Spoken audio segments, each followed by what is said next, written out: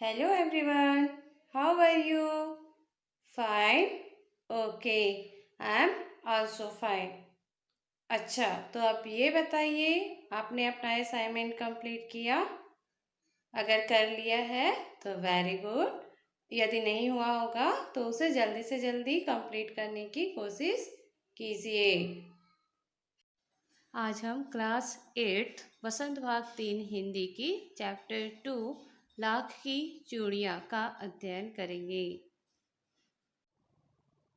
Chapter 2 lakh की चूड़ियाँ, जिसके लेखक कामतानाथ जी है।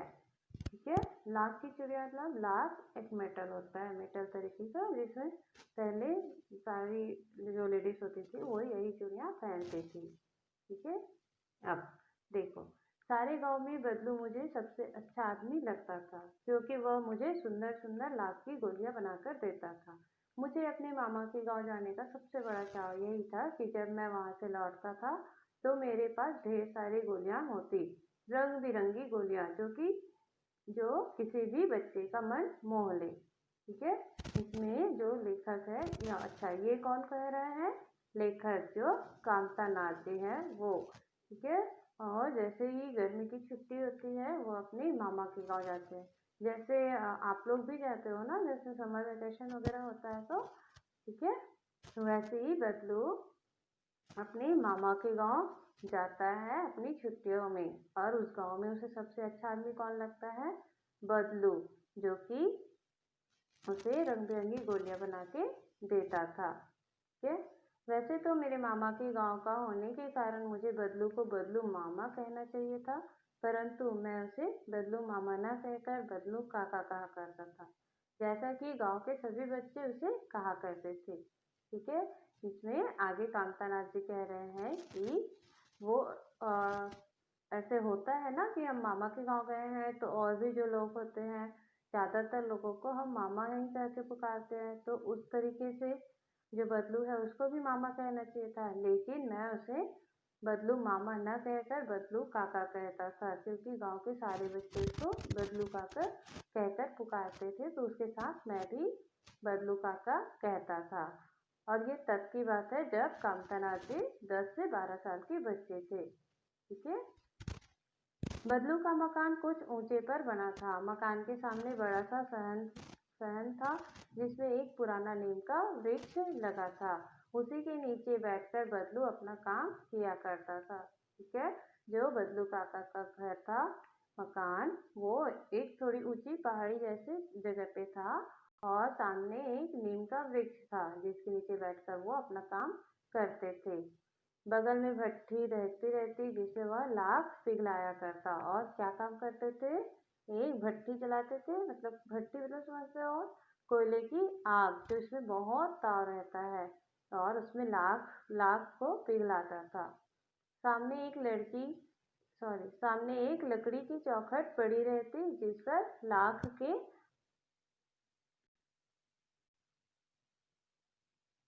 मुलायम होने पर वह उसे सलाख के समान पतला करके चूड़ी का आकार देता। ठीक है, एक लकड़ी रहता था चौखट का, जिसमें वो चूड़ी बनाने के लिए उसको रखा रहता था, और उसी में जो लाख होता था, जो पिघलाया रहता था ना, उसको चूड़ी का आकार देता था। पास पास में चार छह विभिन्न आकार की बेलन नुमा मुंगेरियां रहती, जो आगे से कुछ पतली और पीछे से मोटी होती। ठीक है, कुछ कुछ अलग अलग आकार की बेलनुमा मुंगेरियां, मतलब कुछ जैसे मूंगे रहते हैं ना, लंबे लंबे, बीच में मोटे और इधर आगे पीछे थोड़ा सा पतला, उस तरीके का लकड़ी का एक बेलनुमा रहता था, जिससे चूड़ी बनाते थे। लाख की चूड़ी का आकार देकर वह उन्हें मुंगेरियों पर चढ़ाकर गोल और चिकना बनाता, और तब एक एक कर पूरे हाथ की चूड़ियां बना चुकने के पश्चात वह उन पर रंग करता। ठीक है, उन मुंगेरियों में क्या करते थे? वो लाख जो जो चूड़ियां बनी होती है उसको चिकना करते थे, गोल बनाते थे, उसके बाद उस पर कलर चढ़ाते थे। बदलू यह कार्य सदा ही एक मचिए पर बैठकर किया करता था, जो बहुत ही पुरानी थी। मचिया मचिया मीन समझते हो क्या होता है?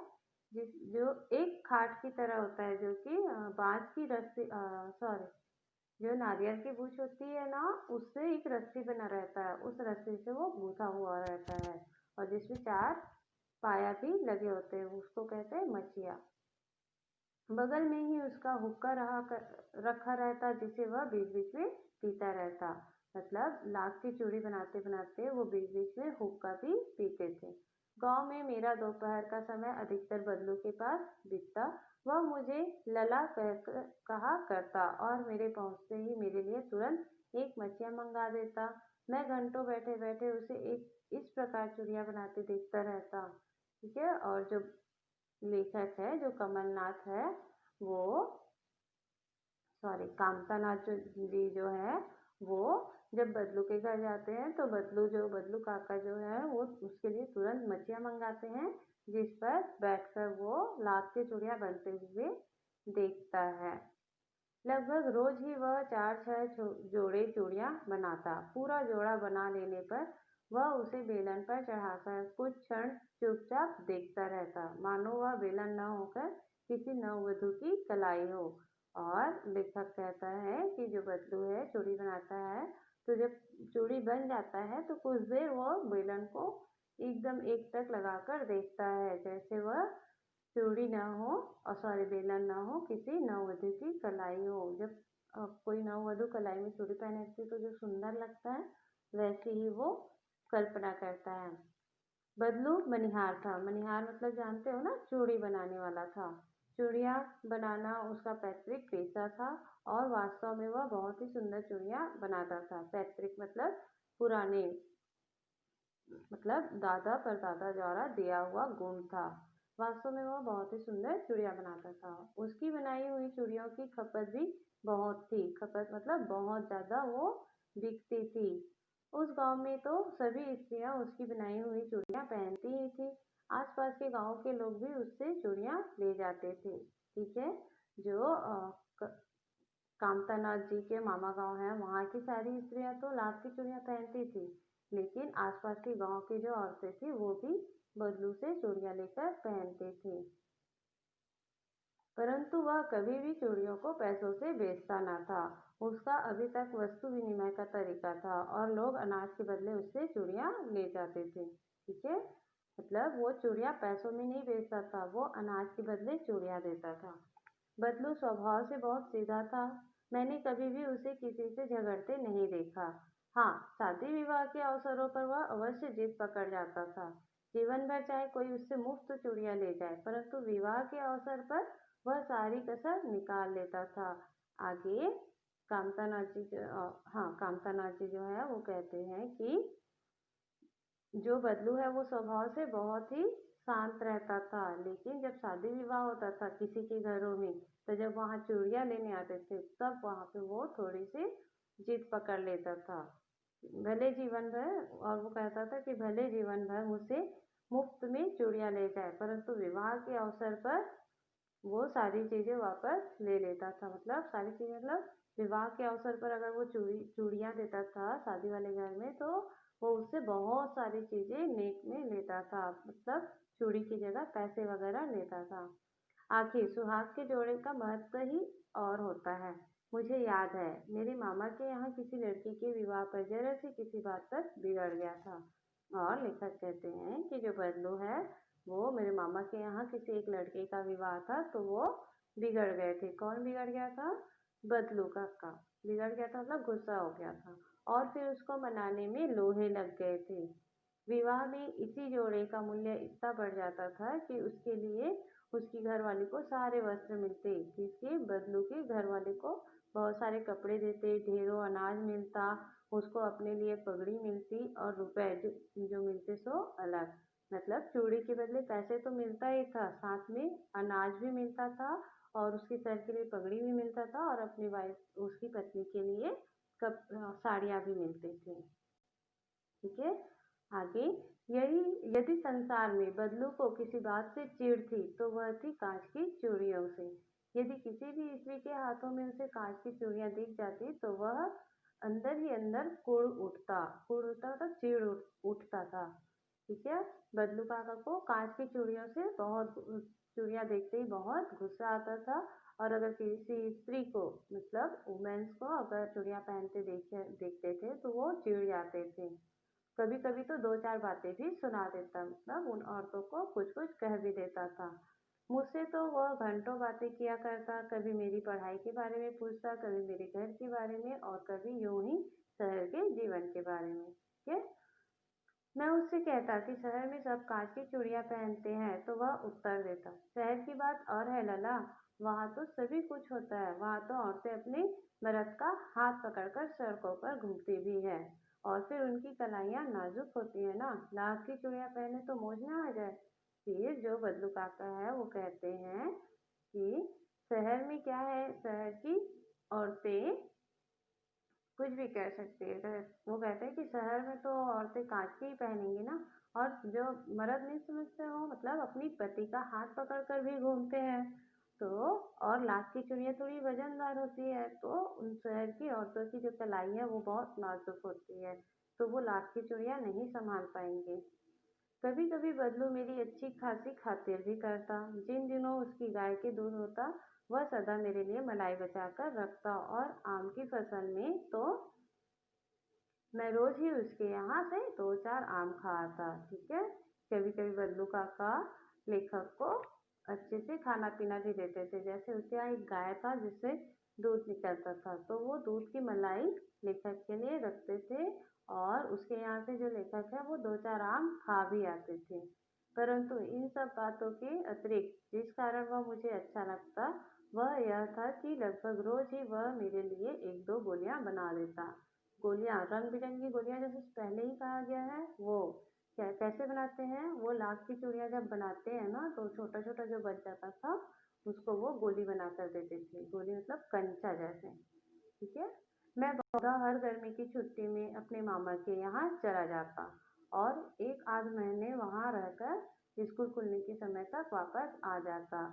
मतलब लेखक कह रहे हैं कि हर गर्मी छुट्टी में मैं मामा के यहाँ जाता था, और आधा एक महीने, आज मतलब आधा महीने, ठीक है, हाफ, तो वहाँ रहकर स्कूल खुलने से पहले ही वहाँ से वापस आ जाता था। परंतु दो तीन बार ही मैं अपने मामा के यहाँ गया होगा, तभी मेरे पिता की एक दूर के शहर में बदली हो गई, और एक लंबी अवधि तक मैं अपने मामा के गांव न जा सका। बदली हो गई मतलब ट्रांसफर हो गया। ठीक है, लेखक कह रहे हैं कि मेरे पिता का ट्रांसफर हो गया दूसरे शहर में, तो मैं लंबी अवधि मतलब कुछ सालों तक मामा के यहाँ नहीं जा पाया। तब लगभग 8-10 वर्षों के बाद जब मैं वहाँ गया तो इतना बड़ा हो चुका था कि लाख की गोलियों में मेरी रुचि नहीं रह गई थी। ठीक है, उसके बाद लेकर कब जाता है अपने मामा के गांव, 10 से 12 साल, 8 से 10 वर्ष के बाद। तब उनको उन गोलियों में कोई रुचि नहीं थी, क्यों, क्योंकि वो बड़े हो चुके थे। अतः गांव में होते हुए भी कई दिनों तक मुझे बदलू का ध्यान नहीं आया, मतलब उसके बारे में याद ही नहीं आ रहा था। इस बीच मैंने देखा कि गांव में लगभग सभी स्त्रियां कांच की चूड़ियां पहने हैं, विरले ही हाथों में मैंने लाख की चूड़ियां देखी, विरले मतलब कुछ कुछ के हाथों में। तब एक दिन सहसा मुझे बदलू का ध्यान हो आया। जब वो लाख की चूड़ियां किसी स्त्री के हाथ में देखता है लेखक, तब उनको बदलू काका का याद आता है। बात यह हुई कि बरसात में मेरे मामा की छोटी लड़की आंगन में फिसलकर गिर पड़ी, और उसके हाथ की कांच की चूड़ी टूटकर उसकी कलाई में घुस गई, और उससे खून बहने लगा। ठीक है, अचानक जब वो मामा के घर पहुंचते हैं तो उसके मामा की जो छोटी बेटी होती है वो कांच की चूड़ी पहने रहती है, और उस समय बरसात का मौसम रहता है। तो बरसात के कारण वो घर में जो पानी रहता है उससे फिसलकर गिर जाती है, फिर गिरने से जो हाथ की चूड़ी रहती है वो टूटकर उसकी कलाई में चुभ जाती है, और उससे खून बहने लगता है। मेरे मामा उस समय घर पर न थे। ठीक है, मुझे ही उसकी मरहम पट्टी करनी पड़ी। तभी सहसा मुझे बदलू का ध्यान हो आया, और मैंने सोचा कि उससे मिल आऊं। ठीक है, जब कांच की चूड़ी से खून आते देखा तब उसको बदलू काका का याद आया, और सोचा कि मैं उससे मिल ही आता हूँ। अतः शाम को मैं घूमते घूमते उसके घर चला गया। बदलू वहीं चबूतरे पर नीम के नीचे एक खाट पर लेटा था। ठीक, फिर आगे, नमस्ते बदलू काका, मैंने कहा। कौन कहता है?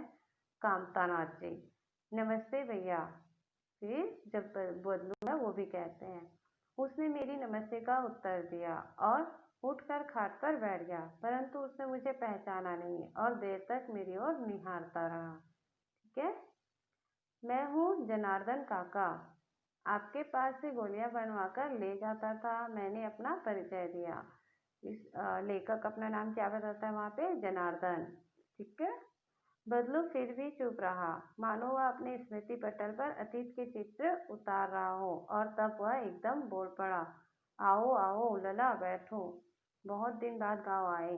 तब बदलू काका जो है बहुत टाइम तक याद करते हैं। पहले स्मृति पटल मतलब याद करते हैं, और मतलब अपने पुराने दिनों को याद करते हैं। फिर उसको उसका याद आता है, तब वो कहता है लला, मतलब जो लेखक है उसको वो लला ही कह सकते हैं ना। तो लला कहकर बैठाते हैं और पूछते हैं कि बहुत दिन बाद गाँव आए हो। तब लेखक जो है कहता है, हाँ, इधर आना नहीं हो सका काका। मैंने चारपाई पर बैठते हुए उत्तर दिया। चारपाई जो बच्चियां होती थी पहले, चारपाई मतलब खाट पर बैठते हुए उत्तर दिया। कुछ देर फिर शांति रही।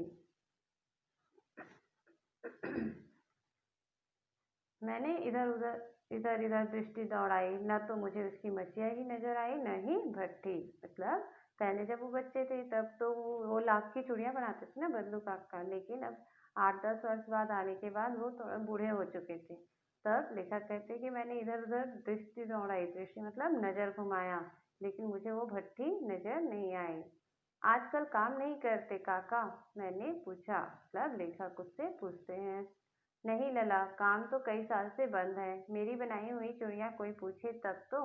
गांव-गांव में कांच का प्रचार हो गया है। वह कुछ देर चुप रहा, फिर बोला, मशीन युग है ना यह लला, आजकल सब काम मशीन से होता है, खेत भी मशीन से जोते जाते हैं, और फिर जो सुंदरता कांच की चूड़ियों में होती है, लाख में कहाँ संभव है। और वो कहते हैं, जब लेखक जो है वो पूछते हैं कि क्यों काका आजकल काम नहीं करते हो क्या? तब जो बदलू काका है वो बताते हैं कि कहाँ लला, ये जो लाख की चूड़ियाँ हैं, मेरी चूड़ियों को पूछता ही कौन था, वो तो कोई पहनते ही नहीं थे। आजकल मशीनी युग है, मशीनें, सारी चीजें मशीनों से हो रहा है, और नई नई तरीके के नए नए डिजाइन की कांच की चूड़ियाँ बन के आ रही है, तो सारी औरतें कांच की चूड़ियाँ ही पहनती है। लाख में सारे डिजाइन नहीं होते तो अभी उसको खरीदते ही नहीं है। लेकिन कांच बड़ा खतरनाक होता है, बड़ी जल्दी टूट जाता है। मैंने कहा कौन? लेखक कहता है। नाजुक तो फिर होता ही है लला। कहते कहते उसे खांसी आ गई और वह देर तक खांसता रहा। ठीक है, क्योंकि वो बूढ़े हो चुके थे ना। ठीक है, उनका गला सूख गया और उनको खांसी आ गई। मुझे लगा उसे दमा है। अवस्था के साथ साथ उसका शरीर ढल चुका था। अवस्था मतलब उम्र के साथ साथ उनका शरीर जो है वो कमजोर हो चुका था। उसके हाथों पर और माथे पर नसें उभर आई थी। ठीक है।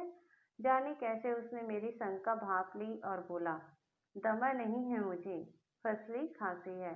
तब बदलू काका कहते हैं, वो लेखक सोचते हैं ना कि शायद उनको दमा होगा मन में, लेकिन उसकी बात वो सुनकर जो बदलू काका वो कहते हैं कि मुझे दमा नहीं है, पर ये फसली खांसी है, मतलब मौसम के हिसाब से जो खांसी आती है वो है, क्योंकि बरसात हो रही थी ना उस समय। यही महीने 2 महीने से आ रही है, मतलब महीने 2 महीने, 1-2 महीने हुए कि ये खांसी आ रही है, 10-15 दिन में ठीक हो जाएगी। मैं चुप रहा, मुझे लगा उसके अंदर कोई बहुत बड़ी व्यथा छिपी है। मैं देर तक सोचता रहा कि इस मशीन युग ने कितने हाथ काट दिए हैं। कुछ देर फिर शांति रही, जो मुझे अच्छी नहीं लगी। मतलब मैं चुप रहा और अंदर अंदर ही मेरे अंदर एक बात सोच रहा था। मतलब मैं सोच रहा था कि ये मशीन युग आते ही कई लोग अपंग हो गए। अपंग मतलब अपाहिज हो गए, मान लो हाथ पैर टूट गया हो। जैसे बदलू काका थे, लाख की चूड़ियाँ बनाते थे, लेकिन उनकी लाख की चूड़ियाँ कोई पहनते ही नहीं थे, तो उनको अनाज मिलता ही नहीं था। ठीक है, तो इस तरह से कितने हाथ कट गए हैं। आम की फसल अब कैसी है काका? कुछ देर पश्चात मैंने बात का विषय बदलते हुए पूछा। ठीक है, ये तो बात कर रही थी चूड़ियों की, तब उन्होंने बात बदलकर फसल के बारे में पूछा। तब बदलू काका कहते हैं अच्छी है लला, बहुत अच्छी है। उसने लहक कर उत्तर दिया और अंदर अपनी बेटी को आवाज दी। अरे रज्जो, लला के लिए आम तो ले आ। फिर मेरी ओर मुखातिब होकर बोला, माफ करना लला, तुम्हें आम खिलाना भूल गया था। मुखातिब मतलब फेस टू फेस बात करना, उसकी आंखों में देखकर वो कहते हैं कि मैं तुम्हें आम देना भूल गया था। नहीं नहीं काका, आम तो इस साल बहुत खाए हैं। वाह वाह, बिना आम खिलाए कैसे जाने दूंगा तुमको। मतलब जो लेखक है वो कहते हैं कि ऐसी कोई बात नहीं है काका, ऐसे भी मैंने इस साल बहुत आम खाए हैं। तब बदलू काका कहते हैं कि ऐसे कैसे हो सकता है, मैं बिना आम खिलाए तुम्हें कैसे जाने दूंगा। ठीक है। तब मैं चुप हो गया। मुझे वे दिन याद हो आए जब वह मेरे लिए मलाई बचा कर रखता था। गाय तो अच्छी है ना काका। ठीक है। तब आम के साथ साथ उसे दूध की मलाई का भी याद आया। किसको? लेखक को। तब वो गाय के बारे में भी पूछते हैं। तब जो बदलू काका है वो कहते हैं, गाय गाय कहाँ है लल्ला, 2 साल हुए बेच दी, कहाँ से खिलाता, मतलब उनको चारा कहाँ से खिलाता जब मेरी चूड़ियां ही नहीं बिक रही थी। इतने में रज्जो, उसकी बेटी, अंदर से एक डलिया में ढेर से आम ले आई। यह तो बहुत है काका, ढेर से आम लाई। डलिया डलिया क्या होता है? जो बांस की पतली पतली लकड़ियों से बना होता है। जैसे मार्केट पे भी जाओगे तो कुछ कुछ चीजें हम खरीदते हैं तो ऐसे देते हैं ना, बांस की जो टोकरी बनी होती है उसमें, वो डलिया कहलाता है। ठीक है। तब यह तो बहुत है काका, इतने कहाँ खा पाऊंगा। मैंने कहा। किसने कहा? लेखक कहते हैं। ठीक है। वाह वाह, वह हंस पड़ा। शहरी ठहरे ना, मैं तुम्हारी उम्र का था तो इसके चौगुने आम एक बखत में खा जाता था। ये कौन कहता है? बदलू काका। और मतलब वो कहता है कि अब तुम शहर के हो गए हो तो अभी कहाँ खा पाओगे। हम गांव में थे और तुम्हारी उम्र का था तो मैं बहुत से आम खा लेता था। ठीक है। आप लोगों की बात और है, मैंने उत्तर दिया। किसने? लेखक ने। अच्छा बेटी, लला को 4-5 आम छाँट कर दो, सिंदूरी वाले देना। देखो लला कैसे है, इसी साल यह पेड़ तैयार हुआ है। सिंदूरी वाला मतलब नया आम का पेड़ लगाए थे जिसपे नए नए जिसका टेस्ट अलग था, तो वो आम अपनी बेटी को देने के लिए कहते हैं। ठीक है। रज्जू ने 4-5 आम अंजुली में लेकर मेरी ओर बढ़ा दिए। अंजुली मतलब अपनी आंचल में। ठीक है। आम लेने के लिए मैंने हाथ बढ़ाया तो मेरी निगाह एक क्षण के लिए उसके हाथों पर ठिठक गई। गोरी गोरी कलाइयों पर लाख की चूड़ियां बहुत ही फब रही थी। ठीक है। जब वो हाथ से अपने अपने हाथ से जब लेखक को आम देती रहती है तब उसकी कलाई को लेखक जो है वो देखता है और मन में सोचता है कि इनके हाथ बहुत गोरे गोरे हैं और जिसमें लाख की चूड़ियां बहुत सुंदर दिख रही है। बदलू ने मेरी दृष्टि देख ली और बोल पड़ा, यही आखिरी जोड़ा बनाया था जमींदार साहब की बेटी की विवाह पर। 10 आने पैसे मुझको दे रहे थे, मैंने जोड़ा नहीं दिया, कहा शहर से ले आओ। ठीक है। तब जो बदलू काका है वो मेरी दृष्टि देख ली, मतलब लेखक की नजरिए देख ली कि वो क्या देख रहा है। फिर आगे कहते हैं कि ये आखिरी जोड़ा बनाया था, मतलब लाख की चूड़ियों का मैंने ये आखिरी जोड़ा बनाया था। किसके लिए? जमींदार साहब की बेटी की विवाह हो रही थी तो उसके लिए बनाया था। लेकिन वो मुझसे इसको सिर्फ 10 आने में ले रहे थे तो मैंने ये वापस ले लिया और उसको शहर से ले आने के लिए कह दिया। ठीक है। मैंने आम ले लिए और खाकर थोड़ी देर पश्चात चला आया। ठीक, वहां पर बैठकर लेखक आम खाते हैं, उसके बाद वहां से वापस चले जाते हैं। मुझे प्रसन्नता हुई कि बदलू ने हार कर भी हार नहीं मानी थी। हार कर भी हार मतलब मुझे लाख की चूड़ियां तो नहीं बना रहे थे जिससे उसको अन्न भी नहीं मिल रहा था, लेकिन वो आम की खेती से ही खुश था। ठीक है। उसका व्यक्तित्व कांच की चूड़ियों जैसा न था कि आसानी से टूट जाए। मतलब उसका व्यक्तित्व व्यक्तित्व कैसे था? वो बहुत ही सरल स्वभाव के थे, बहुत ही मीठी वाणी बोलते थे। ठीक है। तो जिससे जैसे कांच की चूड़ियां जल्दी ही टूट जाती थी वैसे ही उसका व्यक्तित्व, मतलब उसका जो शक्ति था, अंदर का आत्मविश्वास था, वो आसानी से नहीं टूट जाता। ठीक है। इस प्रकार से इस कहानी में लेखक ने किसके बारे में बताया है? लाख की चिड़ियों के साथ साथ मशीनी युग के बारे में।